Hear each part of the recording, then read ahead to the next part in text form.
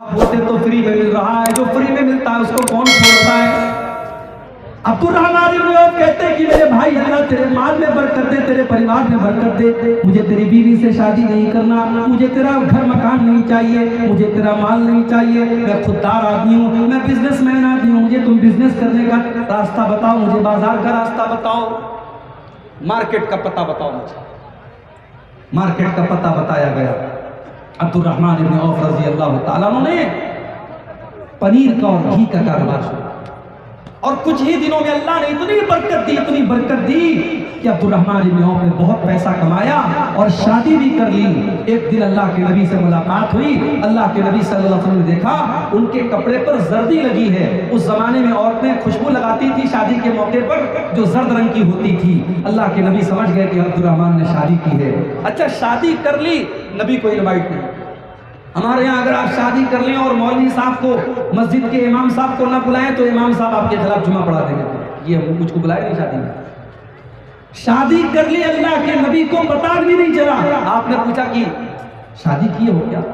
हाँ, अल्लाह के नबी ने शादी की। नबी ने अगला सवाल किया, कम सूखता? गौर करो, अल्लाह के नबी ने ये नहीं पूछा कि अब्दुर्रहमान तुमको जहेज में क्या क्या मिला। आपने पूछा कम सूखता, तुमने अपनी बीवी को मेहर में क्या दिया? मेहर में तुमने क्या दिया? कहा अल्लाह के नबी, ज़िनतन नवातिम मिन ज़ाबिन, मैंने सोने की खजूर की गुठली के बराबर मैंने सोना अपनी बीवी को दिया है। अल्लाह के नबी समझ गए कि अब्दुर्रहमान ने पैसा कमाया है। आपने फरमाया औलिम वलो बिशाती, ऐ अब्दुर्रहमान तुम जल्दी से वलीमा करके हमको दावत खिलाओ। अगर बकरी का वलीमा कर सकते हो तो बकरी का वलीमा कर लो। हमारे यहाँ वलीमा में भी बड़ी फजूल खर्ची होती है।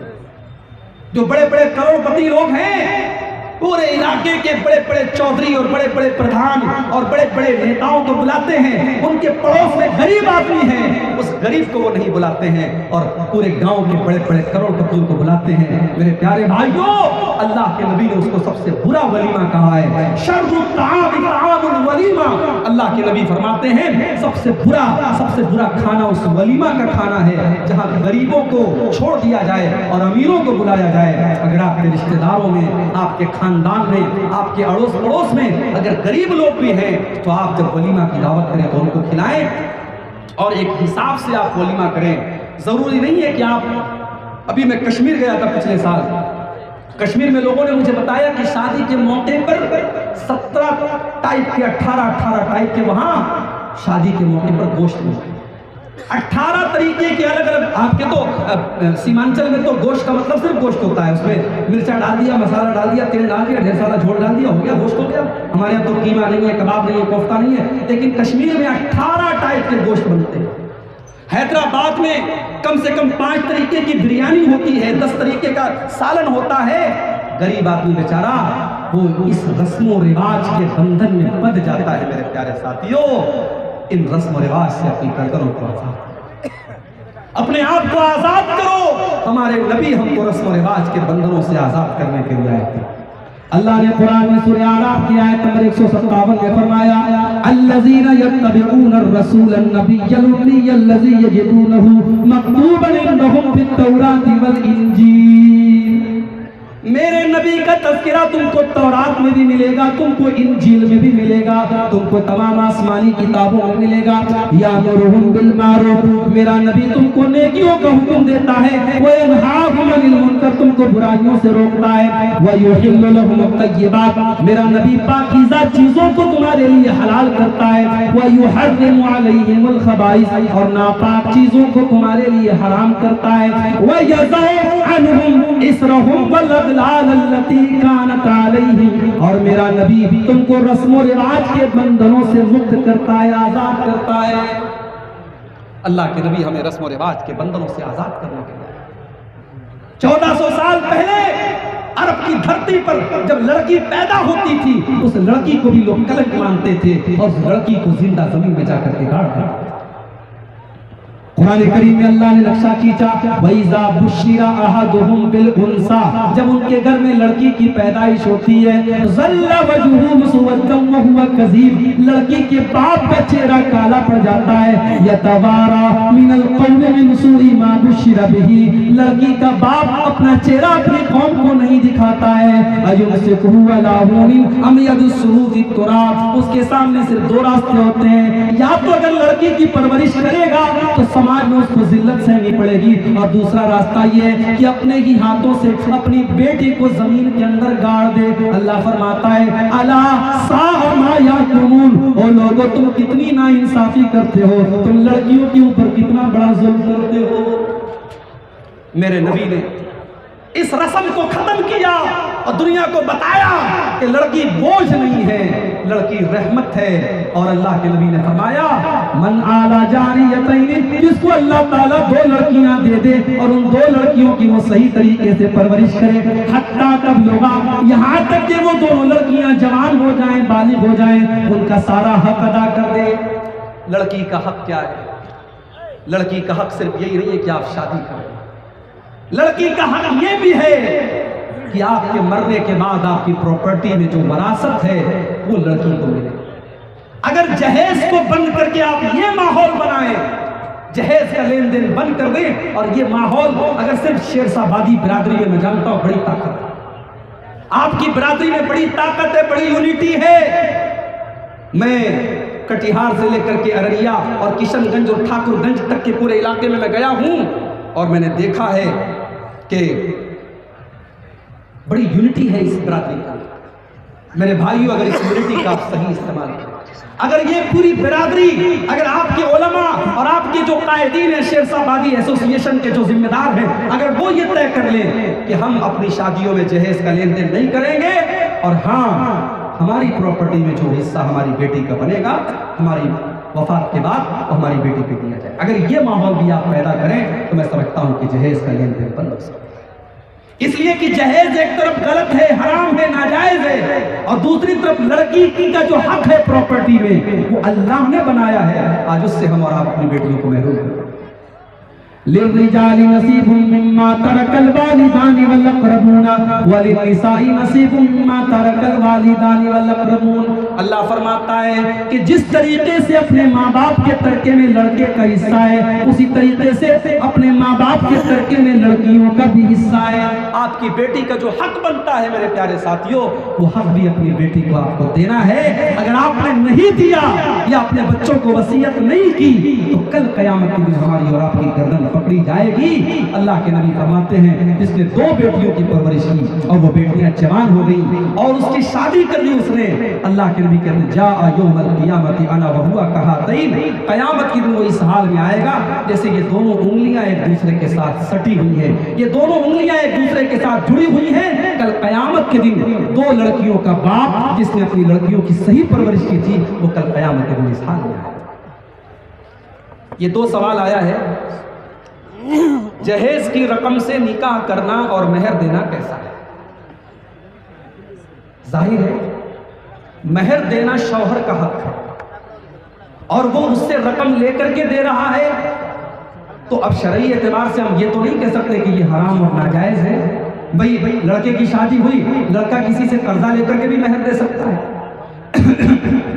मगर यहां आपने जो हक आपका था वो आप लड़की वालों से ले रहे हैं, इसलिए ये बिल्कुल गलत है। आपकी जिम्मेदारी थी कि आप मेहर का इंतजाम करते, आपने लड़की वालों से ही लेकर के उसको मेहर दे दिया, तो आपने मेहर दिया का, आपने तो उन्हीं का पैसा उन्हीं को लौटा दिया। इसलिए ये बिल्कुल गलत रस्म है, इसको आप खत्म करें, ये बिल्कुल जुल्म है और निकाह के मकसद के खिलाफ है। निकाह में मेहर की जो जिम्मेदारी है वो मर्द की बनाई। अगर निकाह गलत है और मेहर भी अदा न हुआ तो फिर वो रिश्ता कैसा रहे? देखिए मेहर तो अदा हो जाएगा लेकिन ये चीज़ गलत है। लड़के को चाहिए कि वो मेहर की जो रकम उसने दी है वो चूंकि उसने अपनी जेब से नहीं दी है, लड़की वालों से लेकर के दी है, उसको चाहिए कि वो जल्द से जल्द इंतजाम करके अपने पैसे से और अपनी कमाई से अपनी बीवी को मेहर दे ताकि उसका मेहर सही तरीके से अदा हो। लेकिन चूंकि मेहर के मामले में बड़ी गुंजाइश है, मेहर रुपया पैसा के जरिए भी हो सकता है, महर सोने चांदी के जेवर के जरिए भी हो सकता है। ऐसा भी हुआ है कि एक सहाबी को कुरान की सूरतें याद थी, उन्होंने इस शर्त पर अल्लाह के नबी ने उनका निकाह कर दिया कि तुम कुरान की ये सूरतें अपनी बीवी को सिखा देना। उन्होंने अपनी बीवी को कुरान सिखा दिया और वो कुरान का सिखाना ही उनका महर है। उम्मे सुलैम रजी अल्लाह ताला अन्हा का निकाह हजरत अबू तलहा के साथ हुआ और उनके निकाह का महर ये था। उम्मे सुलैम ने कहा, अगर आप इस्लाम कबूल कर ले और मुसलमान हो जाए तो मुझे अलग से कोई महर नहीं चाहिए, आपका इस्लाम कबूल कर लेना ही मेरा महर है। तो महर के मामले में गुंजाइश है, महर में बहुत सारी चीजें हो सकती हैं। अगर किसी जगह ऐसा हुआ है कि लड़की वालों से पैसा लेकर के महर दिया गया है तो शौहर को चाहिए एज सून एज पॉसिबल, जितना जल्दी मुमकिन हो महर की रकम का इंतजाम करे और बीवी को महर दे। तो मेरे भाइयों, ये जो जहेज की रस्म है, इसको अगर हमने बंद नहीं किया तो इसके जिम्मेदार हम सब माने जाएंगे, पूरा समाज माना जाएगा। बनी इस्राइल के ऊपर लानत की गई इसीलिए कानू ला यतनाहुना अन मुनकरिन फालू, जब बनी इस्राइल के बीच में कोई गलत काम होता था वो एक दूसरे को मना नहीं करते थे। मैं कहता हूं उलमा तय कर ले, हम निकाह नहीं पढ़ाएंगे। उलमा तय कर ले, अगर जमीयत ये तय कर लेती है मैं फला मदरसे को तौसिया नहीं दूंगी और वो नहीं देते तो मदरसे वाले परेशान होते कि नहीं? उलमा तय कर ले, आपके शेरशाबादी को उलमा तय कर ले, हम निकाह नहीं पढ़ाएंगे जहां जहेज करेंगे। एक जमाना था हमारे बनारस में भी शादी ब्याह में ढोल ताशे बजते थे, बारात निकलती थी, ढोल बजता था, नाच गाना होता था मुसलमानों के दरमियान। उस जमाने में उलमा ने मिल करके फतवा दिया ये हराम है और हम निकाह नहीं पढ़ाएंगे। उलमा ने एक्शन लिया और आज बनारस से वो लानत खत्म हो गई। मेरे प्यारे से आपकी बरादरी से भी जहेज की ये लानत खत्म हो सकती है। मेरे भाइयों, वो आदमी जो अपनी जवान बेटी आपको देखा, उसके दिल पर क्या गुजरे कभी सोचा है? कहने को तो लड़की की शादी खुशी का दिन है, लड़की की शादी हो रही है, लड़की का बाप दावत खिला रहा है लोगों को, मगर कभी उस लड़की के बाप के दिल से जाके पूछो, जिस बेटी को उसने मोहब्बतों से पाला था, इस लड़की की आंखों में कभी आंसू नहीं आने दिया, जिसको पढ़ाया लिखाया, जिसकी हर डिमांड को पूरा किया, आज उस लड़की को अल्लाह का नाम लेकर के तुम्हारे हवाले, एक कलमे की बुनियाद पर, एक निकाह की बुनियाद पर उस लड़की को तुम्हारे हवाले करना, और तुम इतने बड़े बेगैरत हो कि उस लड़की के बाप से तुम जहेज की डिमांड करो। वो बेचारा अपना घर मकान बेच के, अपना खून बेच के तुम्हें जहेज दे। मेरे भाई, इस्लाम को छोड़ दो, कुरान को छोड़ दो, अपनी अक्ल से सोचो, अपनी कॉमन सेंस से सोचो कि जहेज की डिमांड करने वाला कितना बड़ा जालिम है, कितना बड़ा हैवान है, इंसानियत से गिरी हुई है। और एक आखिरी वाक्य सुना करके बात खत्म कर रहा हूं। इस जहेज ने कितने लोगों की जान ली, बड़ा मशहूर वाक्य आपने तकरीरों में भी सुना होगा। वाक्य ये किताबों में लिखा है, अल्लाह आलम इसकी हकीकत क्या है, कोई ऑथेंटिक प्रूफ नहीं है, लेकिन किताबों में ये वाक्य दर्ज है। चूंकि ये वाक्य नबी के ताल्लुक से नहीं है, सहाबा के ताल्लुक से नहीं है, बात का वाक्य है, बयान किया जा सकता है। हिंदुस्तान का उर्दू जुबान का बहुत बड़ा मशहूर शायर गुजरा है, मीर तकी मीर। उसकी सीरत निगारों ने, उसकी जिंदगी के बारे में लिखने वालों ने, उसकी लाइफ स्टोरी लिखने वालों ने लिखा, मीर तकी मीर की एक बेटी थी, बड़ी खूबसूरत थी, पढ़ी लिखी थी, बड़ा लाड प्यार से पाला था उसने, रिश्ता तलाश कर रहा था, रिश्ते जितने मिल रहे थे सब में जहेज की डिमांड हो रही थी। एक रिश्ता मिला, रिश्ता अच्छा था, जहेज की लंबी चौड़ी डिमांड थी। मीर तकी मीर ने मजबूर होकर के कहा ठीक है, हम आपकी सारी डिमांड पूरी करेंगे। रिश्ता तय हो गया, शादी की तारीख पड़ गई। मीर तकी मीर घर आया, अपनी बेटी के जहेज की लिस्ट उसके हाथ में, वो सोच रहा है कि अपनी बेटी के जहेज की डिमांड मैं कैसे पूरी करूं। मेरे पास तो इतनी दौलत नहीं, मैं तो शायर आदमी हूं, मेरे पास तो इनकम का कोई सोर्स भी नहीं है। उसने अपने घर को बेच दिया। उसने कहा मेरी एक ही बेटी है, उसकी शादी हो जाएगी, मैं किराए के मकान में रह लूंगा, मैं कहीं भी रह लूंगा, मैं अपने मकान को बेच करके अपनी बेटी की खुशियों को खरीद लेता हूं। उसने मकान को बेच दिया, बेटी को खबर लगने नहीं दी, अपने मकान का सौदा कर लिया और मकान जिसको बेचा था उससे ये तय कर लिया कि जब तक मेरी बेटी की शादी नहीं हो जाती तब तक मैं मकान खाली नहीं करूंगा। सौदा तय हो गया, खरीदार ने इसको पैसे भी दे दिए, इसने बेटी के जहेज का सारा इंतजाम कर लिया। शादी की तारीख आ गई, शादी की तारीख आ गई और मीर तकी मीर की बेटी दुल्हन बना दी गई, सजा दी गई, संवार दी गई, ज़ेब ज़ीनत उसकी कर दी गई। लेकिन शादी के दिन मीर तकी मीर की बेटी को भनक लग गई कि मेरे बाप ने मेरी खुशियों के लिए अपने आशियाने को बेच डाला, अपने घर को बेच डाला, अपने घर को कसौदा कर दिया। मीर तकी मीर की बेटी के दिल पर चोट लगी, और हर बेटी के दिल पर चोट लगती है जिस बेटी को यह पता चलता है कि मेरे बाप ने मेरे जहेज को पूरा करने के लिए कर्जा लिया है, बैंक से लोन लिया है, लोगों से कर्जा लिया है। उस बेटी के दिल को चोट लगती है। कभी कभी वो बेटी सोचती है कि मैं इतनी बड़ी बोझ बन गई अपने बाप के लिए, मेरा बाप मेरी खुशी के लिए कर्जा ले रहा है, लोन ले रहा है बैंक से। मीर तकी मीर की बेटी के दिल को चोट, उसने बाप के सामने जाहिर नहीं हुई। लेकिन शादी हो रही है, शादी की खुशियों का माहौल है, लेकिन अंदर से वो बेचारी भूल रही है, उसका दिमाग टेंशन में है, उसका दिल इस्तिराब में है कि मेरे बाप ने मेरी खुशियों के लिए अपना घर बेच दिया। मीर तकी मीर की बेटी की शादी हो गई, ससुराल लाई गई, अपने शौहर के कमरे में पहुंचाई गई। शादी की पहली रात है, शबे ज़ुफ़ात है, सुहाग रात है, खुशियों की रात है। लेकिन मीर तकी मीर की बेटी के दिल और दिमाग में टेंशन चल रही है। उसका शौहर जब उससे मिलने के लिए आता है, देखता है मेरी बीवी की आंखों में आंसू है, पूछता है क्या बात है। मीर तकी मीर की बेटी कहती है कि आपके घर वालों की डिमांड को पूरा करने के लिए मेरे बाप ने अपना मकान बेच डाला था। और कहते कहते वो रोने लगी और उसके दिल को ऐसा सदमा लगा, मीर तकी मीर की बेटी का हार्ट अटैक हो गया, उसके दिल की हरकत रुक गई और ऑन द स्पॉट उसका इंतकाल हो गया, मर गई। शादी की पहली रात मर गई। सुबह हुई, मीर तकी मीर को खबर मिली बेटी का हार्ट अटैक हो गया, इंतकाल हो गया।